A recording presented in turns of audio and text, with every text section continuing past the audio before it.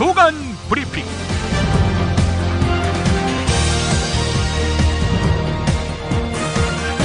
(2016년 7월 13일) 수요일입니다. 한미 두 나라 군 당국이 사드 배치 지역을 경상북도 성주로 결정했습니다. 해발 383m의 성주 성산 정상에 있는 공군 호크 미사일 포대를 다른 지역으로 옮기고 사드 포대를 배치할 계획이란 것입니다. 그런데 면적이요, 학교 운동장 크기 정도밖에 되지 않습니다. 엑스밴드 레이더까지 포함한 사드 포대가 자리 잡기에는 협소합니다. 따라서 레이더 기지 따로, 미사일 발사대 따로 부지를 조성해야 하는 것으로 알려졌습니다. 이 경우 성산 일부를 깎아내서 평지로 만들거나 인근 농지 등을 활용한 성토 작업이 필요하다는 점에서 환경 영향 평가와 주민들 반발에서 자유로울 수 없을 것으로 전망됩니다. 네, 성주의 반발이 극심합니다. 광고 듣고 브리핑 계속 이어가겠습니다. 중고차 거래하면 일이 술술 잘 풀리는 조광래 중고차. 1800-9538 고맙습니다. 1600-1475 클럽센터에서는 비싼 가입비 상상하지 마세요. 만남이 성사되고 난 뒤에 받습니다. 10수년 베테랑 커플 매니저가 도와드리는 1600-1475 클럽센터. 노력한 만큼 내어주는 자연, 그 자연의 마음을 알기에 정성농장 홍삼. 검색창에서 정성농장 홍삼을 검색해주세요. 010-9754-6972.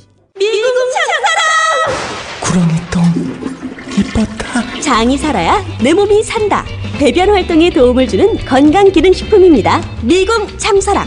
지금 검색창에 미궁 장사랑을 검색하세요. 술술 풀리고 간장과 신장을 보호해 숙취를 완전히 제압합니다. 80%에 육박하는 재구매율 술술 풀리고.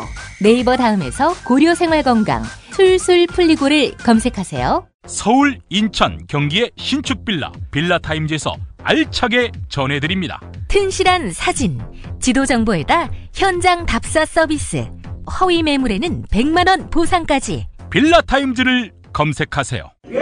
술자리 많은 요즘 3차까지 달린 당신을 위한 필수품. 전창걸의 새싹 땅콩차. 이제 속쓰림은 잊으세요. 070-8635-1288 070-8635-1288. 문제는 효용성입니다. 당초 국방부는 사드를 한반도에 배치하는 명분으로 스커드 같은 북한의 단거리 미사일, 준중거리 미사일로부터 수도권을 방어하고 주한 미군 기지를 보호할 목적을 내세웠습니다. 그런데 수도권 방어는 온데간데 없어졌습니다. 만약 성주가 된다면 수도권 방어는 불가능합니다. 사드가 북한 미사일을 요격할 수 있는 거리가 200km밖에 안 되기 때문입니다.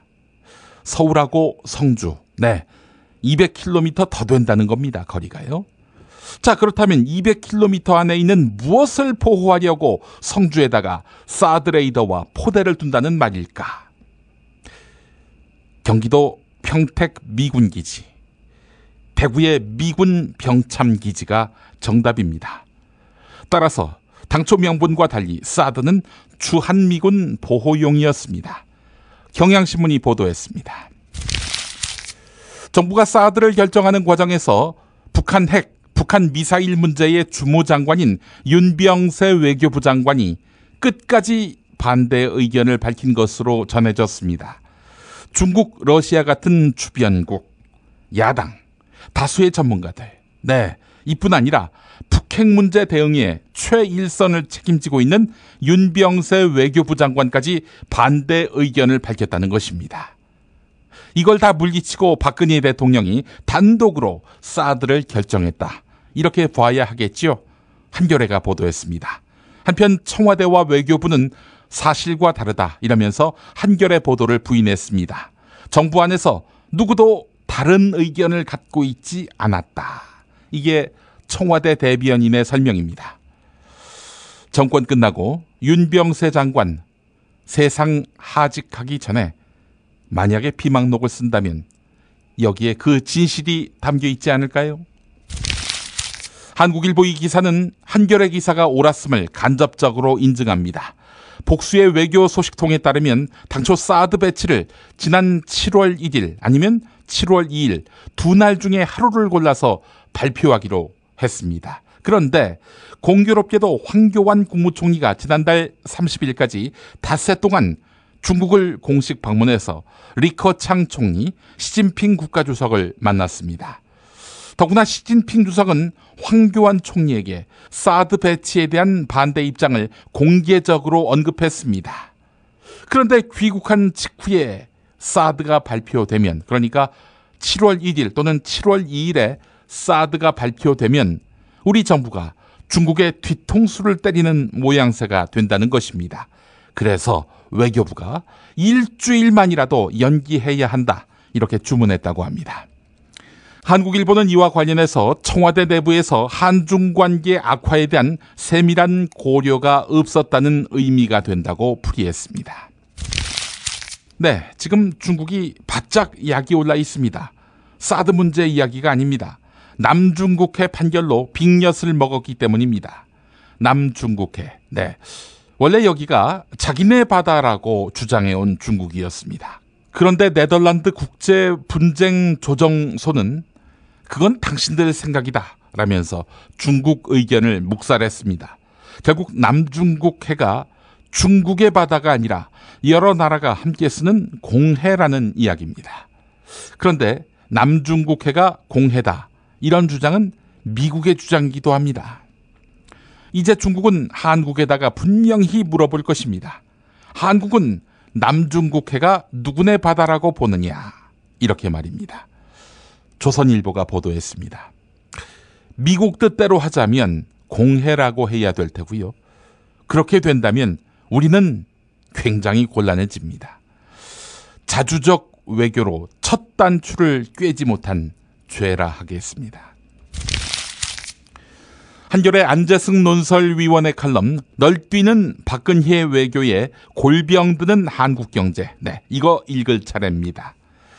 중국이 우리에게 가할 보복 수단은 얼마든지 많다는 그런 전제를 깔고 있는데요.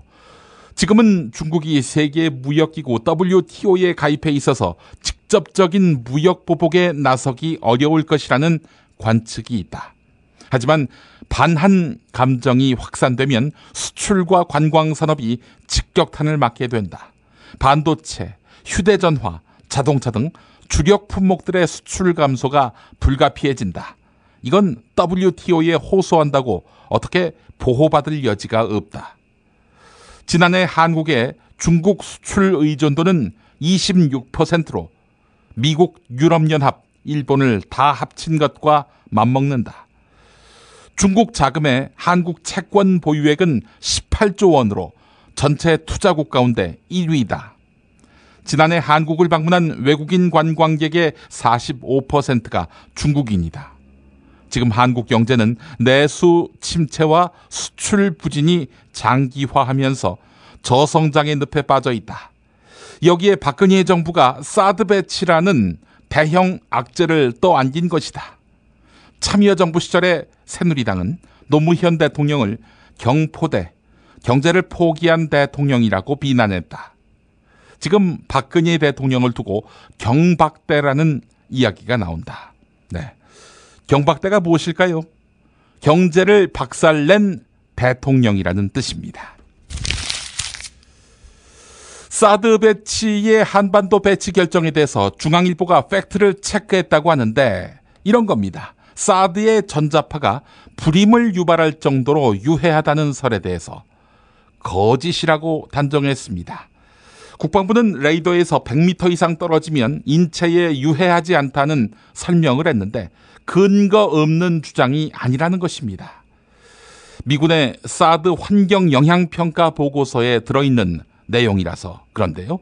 중앙일보가 이 국면에서 왜 이런 보도를 했는지 이유를 알 수가 없습니다. 민중의 소리가 보도한 미국 육군본부 사드 레이더 운영 지침을 보면 100m 이내의 적색 지역은 안전거리가 아니라 바로 심각한 부상이나 화상을 당할 수 있는 지역입니다. 사드 운영 요원들도 절대 들어가서는 안 되는 지역이란 것입니다.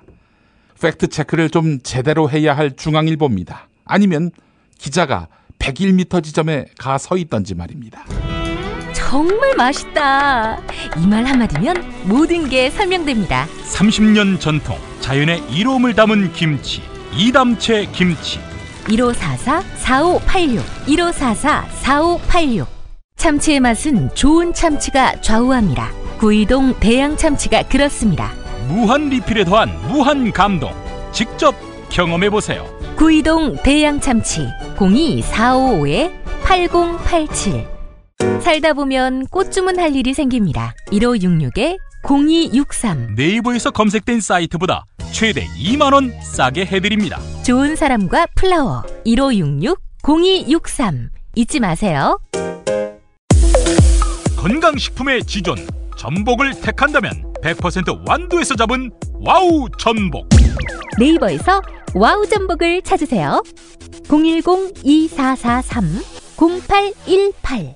한우 사고를 집어넣고 24시간 팔팔 끓인 곰탕, 연지연 곰탕. 어린이부터 노인까지 누구나 좋아하는 건강식 연지연 곰탕. 택배로 신청하시려면 010-7252-1114. 한국은 독재를 해야 돼. 하나님이 독재하셨어. 하나님. 이런 걸 해결한 분이 고 박정희 대통령인 줄로 믿습니다. 특별히 전두환 사령관을 위해서 하나님 앞에 기도합니다. 누가 경제 살려달라고 대통령 세웠어? 우리가 장로님을 대통령 세울 때는 종북주의자 척결해 달라고 세운 거야. 혐오를 부추기고 자본에 탐닉하는 교회. 그렇게 예수로부터 멀어진 한국 개신교를 전면적으로 해부했습니다. 한국 개신교와 정치. 한국 개신교에서 가장 핫한 인물, 문화학 박사 김용민이 심혈을 기울여 만든 한국 개신교와 정치. 소명출판에서 나왔습니다. 가습기 살균제 피해 사건을 수사하고 있는 서울중앙지검 특별수사팀은 이 사건의 정부 책임을 규명하면서 참여정부 시절 환경부 장관을 지낸 한명숙 전 국무총리를 참고인 신분으로 조사하는 방안을 검토하고 있는 것으로 확인됐습니다. 한명숙 장관 시절의 환경부는 버터플라이 이펙트 제품 세퓨의 원료인 PGH를 2003년 6월 10일 유독물에 해당하지 않는 화학물질로 고시했습니다. 그런데 이것이 판매된 뒤 사망자 14명을 포함해 27명의 피해자가 발생됐다는 것입니다. 동아일보가 보도했습니다. 문제가 있다면 조사해야 되겠지요. 자, 그런데 박근혜 이명박 정부 때는 아무 일도 없었나요? 2006년 첫 어린이 사망자가 보고된 뒤 폐 섬유화 등 의심할 만한 증상이 있었는데 2011년 이전까지는 역학조사도 하지 않았습니다. 2011년 역학조사를 했습니다. 그래서 옥시의 가습기 살균제에 쓰인 물질이 폐 손상의 원인으로 밝혀졌습니다. 그런데 정부가 이걸 유해물질로 지정한 것은 무려 3년 뒤인 2014년이었습니다. 박근혜 정부 인사, 이명박 정부 인사 조사 안 할 겁니까? 근데 서울신문 이 기사는 또 뭔가요? 가습기 살균제 사망 사건을 수사하고 있는 검찰이 관계 부처에 대한 책임 규명에 착수했는데 관련 공직자에 대한 직무유기 등 혐의 입증은 어려울 것이라는 입장을 내놨다는 것입니다. 그래서 한명숙을 털겠다는 건가요? 지난 2012년 8월 가습기 살균제 피해자들은 서울중앙지검에 옥시레킷 벤키저와 롯데마트 등을 대상으로 고발장을 제출했는데 검찰은 이듬해 3월 사망 원인을 밝히는 정부 조사가 나오지 않았다는 점을 들어서 기소 중지한 바 있습니다. 문제는 최규일 씨가 2011년 8월부터 2013년 4월까지 서울중앙지검장을 지내면서 기소 중지를 지휘한 책임자라는 점입니다. 청문회에 서야 할 전직 서울지검장이 그런데 지금은 새누리당 가습기 살균제 피해 특별조사위원회의 조사위원으로 추천된 것입니다. 국민의당이 며칠 전에 성희롱 예방교육을 실시했습니다. 양성평등 기본법에 따라서 국가기관인 국회 소속 국회의원과 보좌진 등은 성희롱 예방 교육을 받아야 합니다. 교육에는 안철수 전 공동대표를 비롯한 국민의당 의원 33명과 보좌진, 당직자 등 200여 명이 참석했습니다. 하지만 여성 당직자들은 교육받는 내내 불편했다고 합니다. 한 여성 당직자는 성희롱 예방 교육인지 성희롱 조장 교육인지 도대체 모르겠다 이러면서 불만을 표시했다고 합니다. 도대체 무슨 교육이었길래 이런 불만이 나왔을까요? 강사로 나선 사람은 문강분 행복한일 연구소 대표였습니다. 문강분 대표는 여성과 노동 분야에서 오랫동안 활동한 공인 노무사입니다. 문강분 씨는 상사가 여직원의 등을 두들기고 단둘이 밥을 먹으면서 술을 권하는 가상의 성희롱 사례를 제시한 뒤 가해자로 지목된 분들이 참 불쌍하다. 언어와 생활, 풍습이 다른 것일 뿐인데 젊은 사람들은 이것을 성적인 문제로 받아들인다고 했습니다. 주로 가해자인 50, 60대가 별 생각 없이 던진 말이나 행동을 젊은 여성들은 성희롱으로 받아들인다는 의미입니다. 또 대부분 피해자가 참고 넘어간다는 통계를 소개하면서 이게 미덕 아니겠는가라고 말했다는 것입니다. 네, 문강분 대표 성희롱 가해자에 대한 처벌이 너무 강하다. 이런 취지의 발언도 했다고 합니다. 오늘자 동아일보 송평인 논설위원 칼럼은 명불허전입니다. 여러 잡설은 생략하고 문제가 되는 부분만 읽어보겠습니다. 2014년 세월호 참사 당시 이정현 청와대 홍보수석과 김시곤 KBS 보도국장 사이의 전화 통화 내용이 얼마 전 공개돼 논란을 불러일으켰다. KBS를 일방적으로 정권에 당하는 조직이라고 여기면 오산이다. 다만 KBS와 정권의 관계가 어떨 때는 가학적이고 어떨 때는 피학적일 뿐이다. KBS는 문창극 보도에서는 악마의 편집을 하면서 가학적 입장에 섰다. 이정현 전 수석과 김시곤 전 국장의 통화를 듣고 있노라면 가학, 피학 관계가 교차되는 두 남자를 보는 묘한 느낌이 든다. 이정현 전 수석은 화가 난 듯 목소리를 높이면서도 계속 봐달라는 식으로 읍소를 하고 김시곤 전 국장은 수세적인 것 같으면서도 쉽게 물러나지 않는다. 보도 지침이라는 말에서 연상되는 일방통행식 관계는 없다. 네, 이정현 전 수석이 야 고쳐 빼 이래야만 일방통행식 관계가 되고 보도 지침이 되겠군요. 네, 송평인 씨 앞으로 동아일보에는 마음껏 전화하라는 이야기를 하시는 겁니까? 동아일보가 권력의 압박이라고 느끼건 말건 간에 마음껏 전화해도 된다는 그런 이야기입니까? 정부가 지난해 말부터 최근까지 확정한 굵직한 사회간접자본 계획을 이행하려면 21조 원 이상을 써야 하는 것으로 나타났습니다. 정부가 올해 새 도로를 착공하는 데 쓰는 예산 2,202억 원의 96배에 달하는 수준이고 이명박 정부 시절 4대강 사업에 들인 정부 예산 8조 6천억에 무려 2.4배 규모입니다. 사업의 대부분은 길게는 수십 년간 계속되어 온 지역 주민들의 강한 요구로 시작된 것들이라고 합니다. 네, 각하의 큰 선물. 그런데 뒷감당은 계산은 국민들이 해야 하는 판입니다. 동아일보 보도였습니다. 드러난 현상만이 아니라 뉴스의 흐름, 의도까지 짚어드리겠습니다. 매일 종합일간지 주요 기사와 칼럼을 전해드리는 시간. 김영민의 조간 브리핑. 월요일부터 토요일까지 여러분의 뉴스 보좌관 김영민이 함께합니다.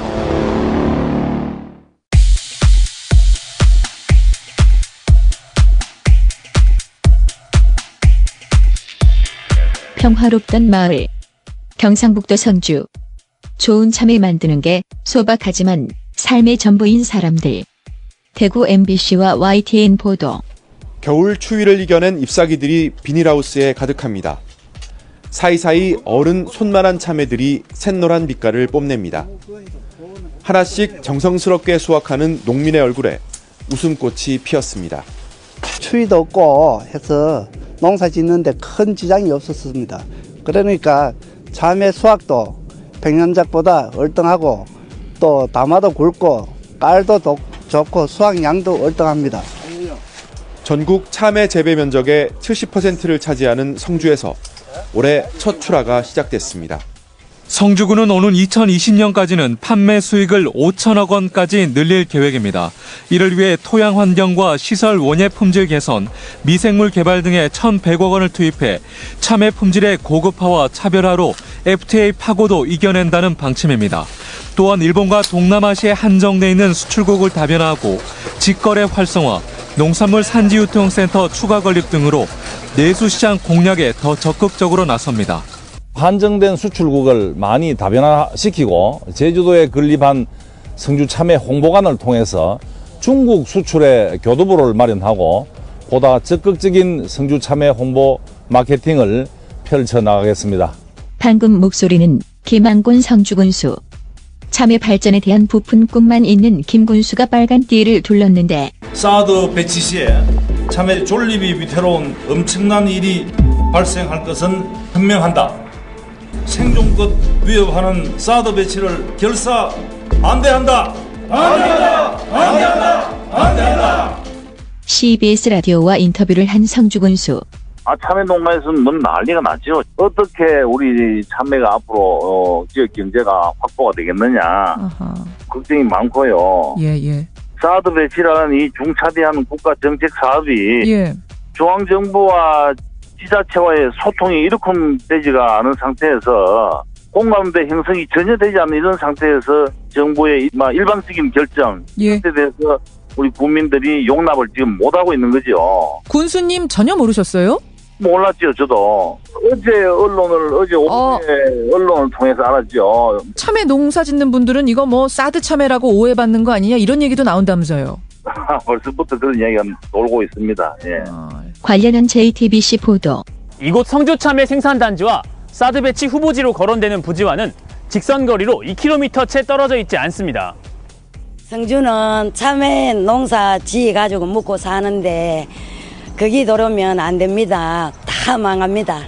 사드 참외, 전자파 참외. 우리는 왜 좋은 참외를 먹을 자유마저 잃어야 할까? 무엇을 위해?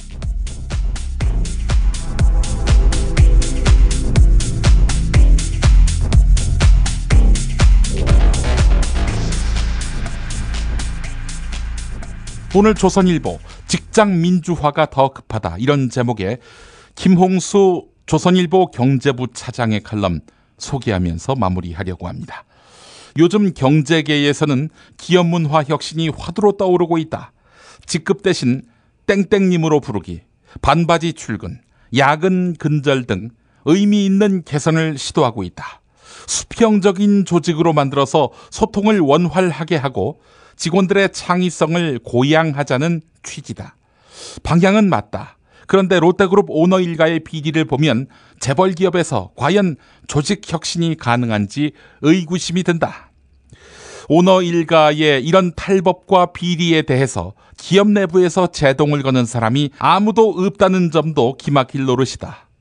직장인은 목구멍이 포도청이라고 변명하겠지만 오너의 불법 행위를 회사에 해를 끼치는 일에서까지 면죄부를 줄 수는 없다. 후진적인 조직 문화가 초래하는 부작용은 대우조선 분식 회계와 경영진 일탈, 국책은행들의 부실, 조선해운사의 묻지마 지원, 상사가 가한 모욕에 자살을 택한 젊은 검사 등 셀 수 없이 많다. 대한민국 직장인들이 상사의 부당한 요구, 지시에 이의를 제기하고 조직의 불합리한 결정에 시비를 가리자고 덤볐다면 상황이 이 지경까지 왔을까? 30년 전 넥타이 부대로 독재 타도에 앞장섰던 것처럼 대한민국 직장인들이 목구멍이 포도청 이런 말을 하기보다는 목에 칼이 들어와도 이런 정신을 되새겨야 할 것이다. 네. 노조를 짓밟는 조선일보부터 잘하시면 되겠네요. 예. 3대 세습의 조선일보부터 실천해보면 어떨까요?